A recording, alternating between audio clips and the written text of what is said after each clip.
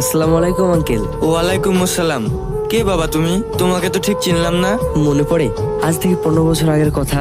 আমি সেই বিধবা হতভাগিনীর ছেলে। বাবা, তোমার মা কেমন আছে?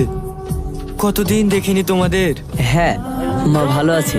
এই নিন আঙ্কেল, এটা 20 লাখ টাকার চেক, এটা রাখুন। আর আমি যে আপনার বন্ধুর ছেলে, এখন আপাতত কাউকে বলবেন না। সে ঠিক আছে, কিন্তু এত টাকা আমি নিই কিভাবে? মুস্কান আমার বোন, ভাই হয়ে আমি চাইবো না ও সুখে থাক। এটা আমার বোনের বিয়ের জন্য উপহার। টনি বাবু আছো বাড়িতে? আরে ছোটন বাবু বসুন। আমি এখানে বসতে আসিনি, 6 মাস করে করে বহু বছর পার করে দিলে। কি করব বলুন, টাকা ম্যানেজ করতে পারিনি। তাহলে এক কাজ করো, এই বাড়িটা আমার নামে লিখে দাও। না ছোটন বাবু, আমার কাছে আর কিচ্ছু নেই, এই বাড়িটাই সম্বল। ফালতু নাটক করো না। এই দলিলটা দে। চুপচাপ সইটা করে দে, নইলে। দাঁড়ান, কত টাকা পান আপনি? 10 লাখ। এখানে 11 লক্ষ টাকা আছে। আপনার 10 লাখ আপনি পেয়ে গেছেন। এই বাড়ির আশেপাশে যেন আপনাকে আর কোনোদিন না দেখি। কে আপনি, আর আমার জন্য এতগুলো টাকা দিয়ে দিলেন? আমার নাম বাপন, শহর থেকে এসেছি। তাই বলে আমার জন্য এতগুলো টাকা দিয়ে দিবেন? চিন্তা করবেন না, আস্তে আস্তে আমার টাকাটা আপনি শোধ করে দেবেন।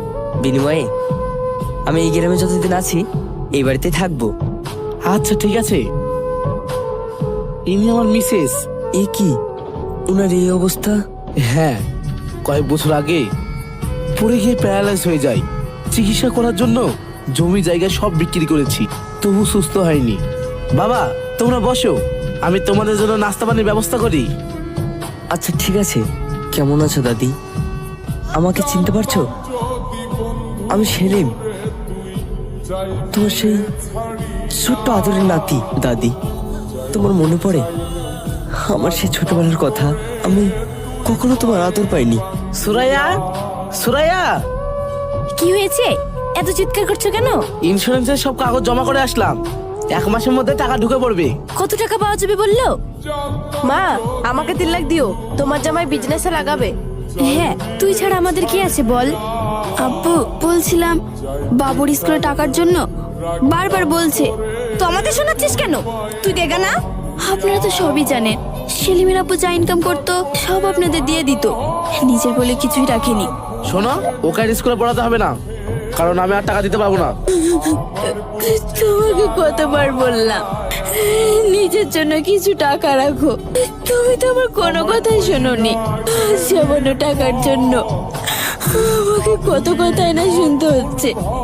মা, সেলিমের খুব জ্বর, ডক্টরের কাছে নিয়ে যাব, কিছু টাকা দিন না। ও মা, তুমি আমাদের কি পেয়েছো বলো তো? 2 দিন পর পর শুধু টাকা টাকা। আমরা তোমাদেরকে কোনো টাকা দিতে পারবো না। সেলিমের আব্বু মারা যাওয়াতে ইন্স্যুরেন্সের কত টাকা পেলেন, সেটাও আপনারা নিয়ে নিলেন। অন্তত ওটা থেকে কিছু দিন। দেখেছো, দুদিন সংসার করে টাকার ভাগ চাইছে। আমাদের ছেলের ইন্স্যুরেন্সের টাকা আমরা নিয়েছি, তোমাকে খেতে দিচ্ছি, এটাই তোমার ভাগ্য।